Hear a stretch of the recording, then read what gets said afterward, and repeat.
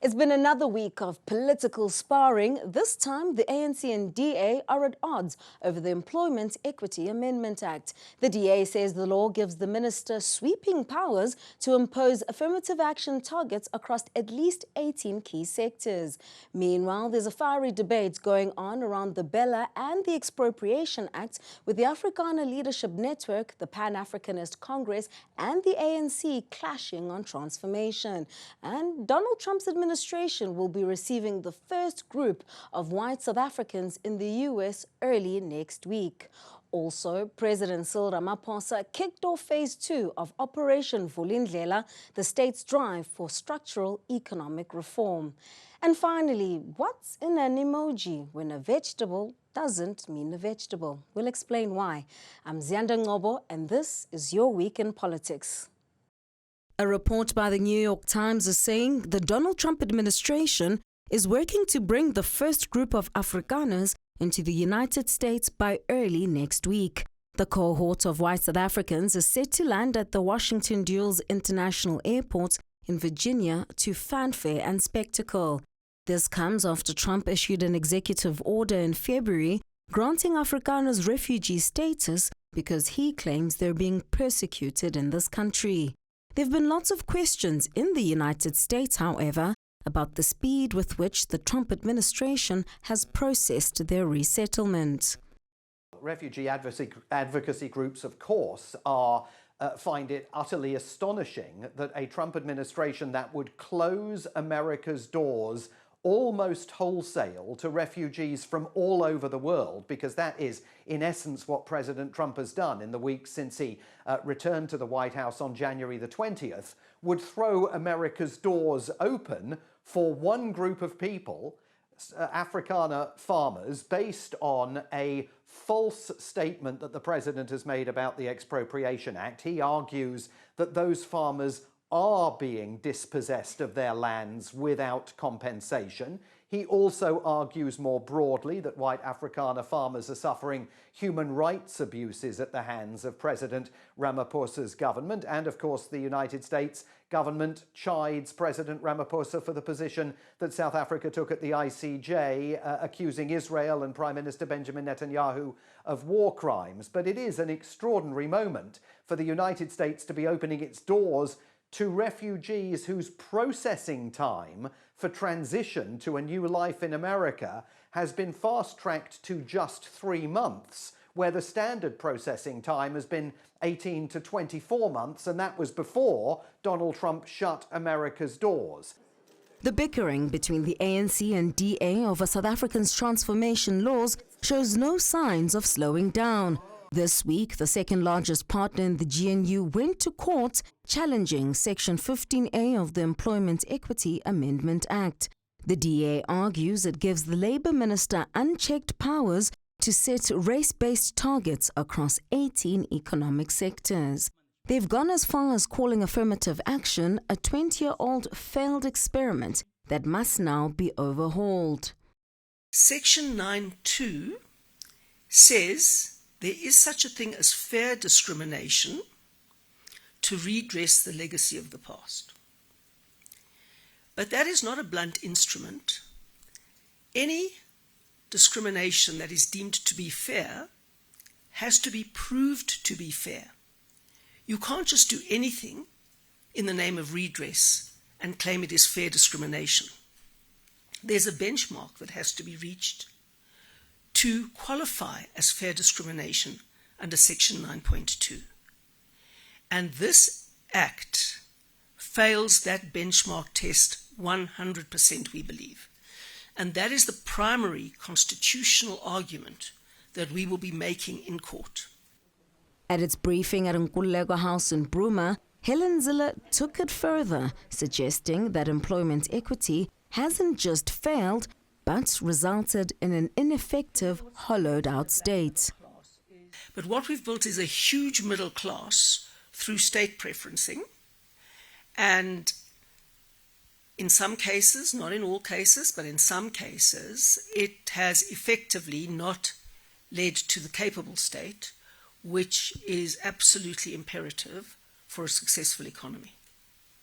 You have to have a capable state working under the rule of law and creating policies that attract investment to have a growing economy. So what we've got is a middle class created by state preferencing. And don't for 1 minute suggest that state capture was something different from the employment equity laws. As Zondo himself pointed out, state capture was the direct result of these laws.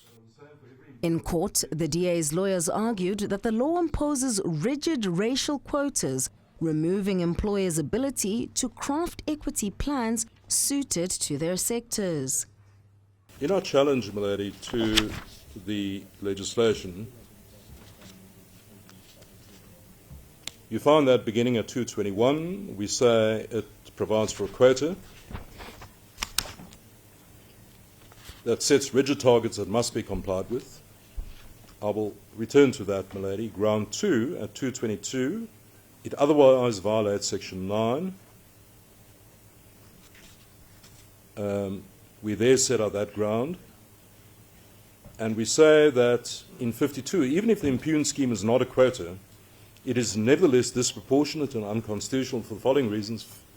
First, it replaces the system, I've addressed that, it required every employer to formulate and implement an equity plan tailored for that employer's unique staff complements, operational needs, and the labour market it faces, with a one-size-fits-all mandatory targets that are the same for every employer in a particular sector and region, regardless of how differently situated they may be. But the Labour Minister's legal team pushed back, saying the law doesn't hand over unchecked power. Instead, it sets national targets after consultation with stakeholders. We know for a fact that, in this case, that targets were drawn in 2023 or so, they were commented on, and they've undergone various iterations. And they've now concretized into, because the minister had to do what they have to do. If you are not happy that the minister has consulted adequately, you don't attack 15A. You attack the consultative process. If you think the targets are irrational and they discriminate against one party or another, you don't come here and say 15A is unconstitutional simply because it allows the minister to set the targets. You go to the targets and deal with them that way. And so 15A does not create a new and revolutionary regime which sort of supplants the employers, take them out of the equation, and makes the minister into something like a dictator. Watching from the benches was the ANC and its alliance partner, COSATU, who say the DA's court action is a direct attack on workers and transformation. What we see today, GNU, is an attack to the rights of the workers. It is not for the first time we're appearing in this court. Since this GNU, DA itself has come to court more than 2 times, challenging the national minimum wage, challenging the NHI, challenging the BELA, challenging the employment equity. I'm sure they are going to come back to challenge the Companies Act that deals with the issues of the wage gap, to close the wage gap between the lower employee and the senior managers. The ANC says the DA is pandering to the interests of the private sector, which has been complicit in flouting employment equity laws. Many black women, many black people, young people have the qualifications and the requisite skills to occupy positions in the economy. But in the private sector of South Africa, in some of the companies, they just ignored that. And you also find employers in South Africa who also deliberately flout the Immigration Act of South Africa in order not to employ South Africans. So these are things which are happening in the private sector of South Africa, and government cannot just wait and watch.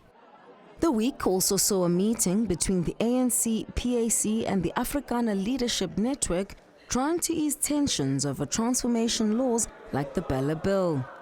Well, we have close proximity to both of them. We held a meeting with the African National Congress, and quite frankly, they laughed at us to say, "Hey, you guys are talking to the Afrikaners. What's happening to you?" And we said, "Look, we have a long history in the liberation struggle, and we are not going to turn around and say we don't understand how the issues are. We do understand. I mean, there is serious tensions between communities. We understand that there is serious tensions on issues of land that we are tackling ourselves. There's also a greater problem of talking at cross purposes with each other when issues that affect communities are concerned, particularly issues like the Afrikaans issue that was part of the Bella Act. President Cyril Ramaphosa has launched Phase 2 of Operation Vulindlela, the joint initiative between the Presidency and National Treasury aimed at tackling the structural barriers that continue to choke South Africa's economic growth. The program was first introduced in 2020 in the wake of the COVID-19 pandemic, when the business sector flagged persistent red tape and regulatory hurdles in dealing with the state. At Wednesday's launch at the Union Buildings, the President laid out new plans across key sectors, including energy, telecommunications, water, housing and logistics.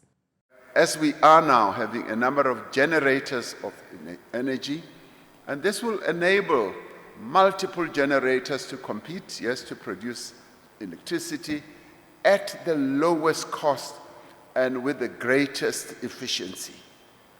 So if one generator is found to be wanting, the other generator of electricity will be outshining them, and they will also up their game. Now, to support this, we will complete the restructuring of Eskom and establish an independent transmission system operator to create a level playing field for market competition, to address the lack of grid capacity, because our grid is now overloaded. We need 14,000 kilometers of more grid capacity.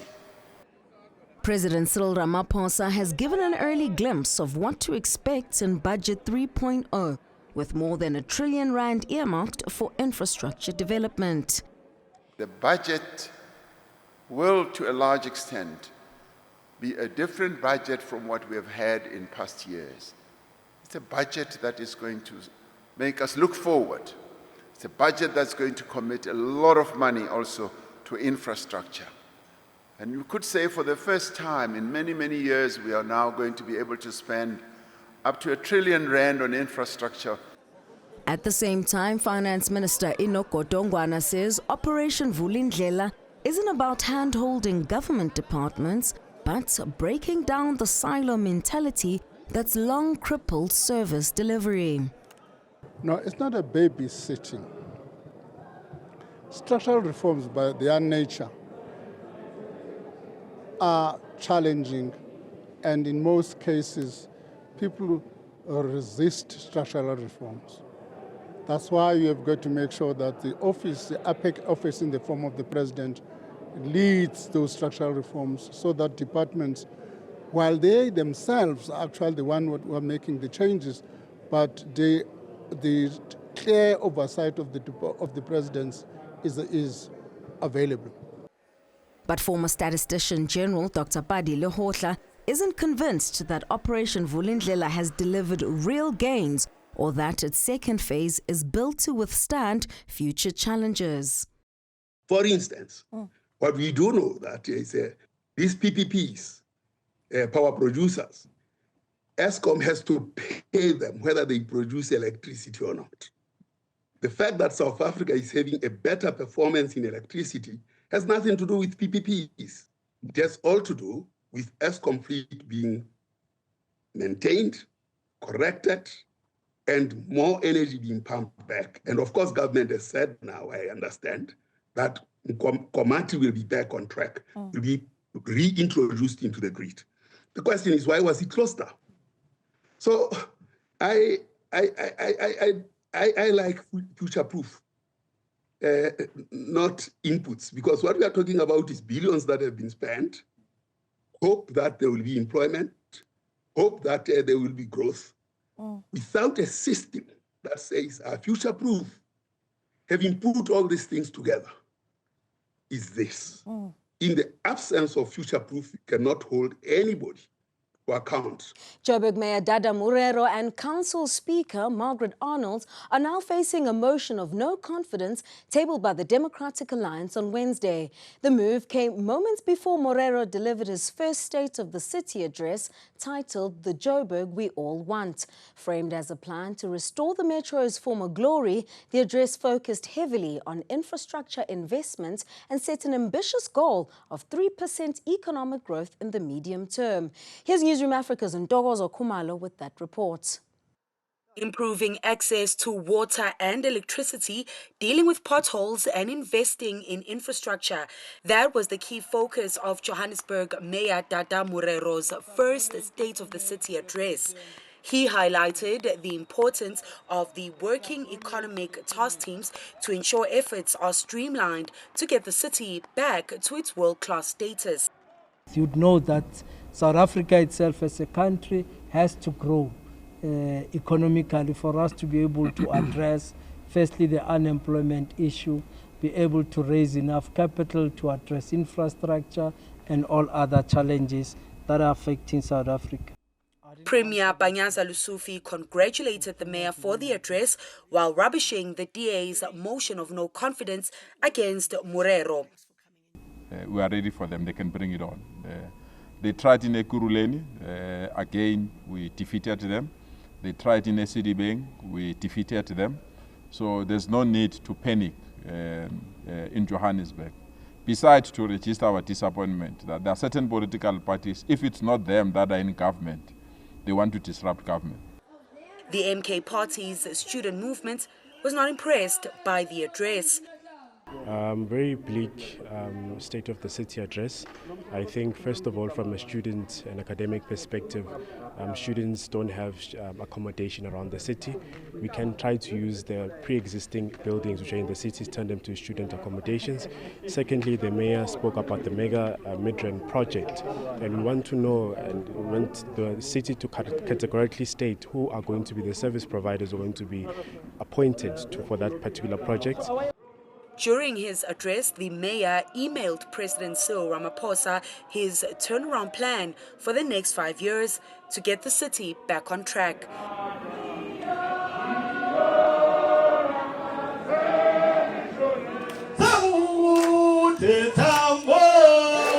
ANC Secretary General Fikile Mbalula visited the KwaZulu-Natal Provincial Task Team on Thursday to assess progress since the party's leadership in the province was reconfigured earlier this year. We are a 17% party, and we need to get out of that. And we've been working on a program of renewal and a comeback in KZN. Is it working up to this far? It is. There are sparkles of good work that has been done, like I've told you, and I'm not over defensive and saying that no, everything is hunky-dory, we are winning, we are not concerned. We have lost important wards of the ANC, from members of the ANC who left the ANC and crossed over to the opposition and won important wards. But equally, the ANC have made strides in wards that did not belong to the ANC before. And the ANC have also been able to retain some wards. And some of the ANC wards have gone to the opposition, Zuma party, as well as the IFP. When we come back, we'll look at why EFF leader Julius Maleme's visa request to the United Kingdom was rejected just hours before he was set to board a flight at OR Tambo International. Deputy President Paul Mashatile was in Parliament on Thursday answering questions, including one about alleged political interference in law enforcement for campaign purposes. Plus, Mashadile's bodyguards have been cleared following that viral video of them beating up a civilian. All of that and more after the break. Stay tuned.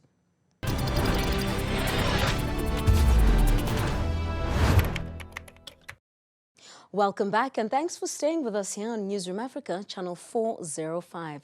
Deputy President Paul Mashatille's bodyguards have officially been cleared by an internal SAPS inquiry, this despite being caught on video beating up a civilian on the side of the N1 highway in July 2023. While their criminal trial is only set to resume at the Randburg Magistrates Court in June, their police bosses have acquitted them internally.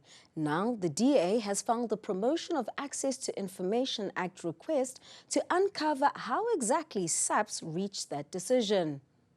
I would not be surprised if there is some kind of political interference. Now, the reason I say this is, one, because they're attached to Paul Mashatille's unit, and Paul Mashatille's close protection detail has been in quite a few controversial incidents. You'd remember that last year they were caught assaulting innocent members of the public in Khayelitsha when he trespassed on someone's property and went into someone's house without any permission. The second one was where they recently were filmed driving into oncoming traffic. The third was the so-called attempt on the life of the deputy president, which in my opinion was a total sham. It was a political campaign. And it really is concerning then to see that a unit like this can then obviously do as they please. Police union Pop Crew is backing the outcome, saying the duties of VIP protection officers often requires a different kind of intervention. Firstly, they were suspended upon SAPS establishing that there is a complaint. They were suspended for 3 months without pay. That is a punishment on its own. Secondly, we have to bring them back and say to SAPS, follow the process. SAPS follow the process. Now there's no way that they can be protected. As I've said to you, discipline is a corrective measure because you should have done something contrary to the code of conduct that has brought the organization into something that needs to be questioned. Now, those who are saying these are thugs and criminal, I don't know where do they take it, because firstly, the work of the protectors is not like any other normal police official. A protector, his work is to deal with the client, and his mandate is clear. His first priority is the safety of the client, and then the other things will follow. But the other thing that also we find that very, very challenging is that we don't know what happened before these members acted to protect the client. We are not talking about the deputy president, we're talking about the office, the second highest office in the country. If then anything happened to that client of them, what will they say? They will say police are not working, members of the public, they die, or people who are entrusted with them, they die. Meanwhile, Mashatile, who's said to be gunning for the top office, was in Parliament answering questions. One of these was whether law enforcement agencies are being used to fight political battles. Honorable Deputy Speaker, I would like to first affirm the independence and impartiality of our law enforcement agencies and the judicial system. As activists and elected public representatives, we have no authority to interfere with their operations or use our justice system to pursue our personal political interests. We will continue to condemn anyone that continues to use state institutions for their political interests or ambitions. To this now, EFF leader Julius Malema was denied a visa to the United Kingdom, where he was set to address Cambridge University's annual Africa Together conference. Posting on X, the leader of the Red Berets claimed he was blocked from entering London without a substantial explanation. Malema went further, calling it an attempt to silence dissenting political voices. But the British High Commission in South Africa has since apologized, blaming the visa delay on recent UK bank holidays, which prevented the UK Home Office from processing his application on time. And finally, who knew there was such a thing as an emoji expert with a PhD who can analyze and interpret the meaning of these popular emoticons? Well, if the revelations from the Judicial Conduct Tribunal that's looking into allegations of sexual misconduct against Eastern Cape Judge President Selby Mbenenge are anything to go by, you might have sent a raunchy message to a colleague without even realizing it. Here's Kanita Hunter with that story. When High Court Secretary Andiswa Mengo responded to Judge Selby Mbenenge with an emoji of a monkey covering his eyes, she was shy and embarrassed. Forensic linguistic expert Dr. Zakira Dokrat denied assertions that those emojis showed that Mengo was being flirtatious in response to sexual messages from the judge. Dokrat told the inquiry that the emojis sent by Mbenenge of an eggplant, peach and peeled banana all carried sexual connotations. Would you say in your expert opinion that he had a good understanding of what he intended emojis to mean? And I'll tell you what I'm thinking of. We know, for example, that he used frequently the ear with the hearing aid when he was waiting and wanting a response. Would it then be fair to say that he had a good understanding of the emojis and what he intended them to mean? Yes, I would agree with that, especially when you look, Chair, at the use of the eggplant emoji, the use of the peach emoji, the use of the banana emoji by the respondent.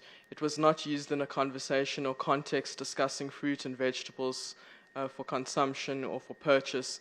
It was used for sexual connotations. The inquiry heard that Mengo was emotional when she filed the complaint against Mbenenge in December 2022. What happened was that Kutlwano Moretlwa from the Office of the Chief Justice testified that she assisted Mengo in compiling the initial complaint against Mbenenge. She told the inquiry that Mengo cried as she recounted the allegations. she then started to narrate as to what transpired. And then as she was narrating the events, she started getting emotional. And then she would cry. And then we will stop, I will comfort her, and then, try, she would then for her to get her composure so that we can continue. The inquiry is set down until the end of next week.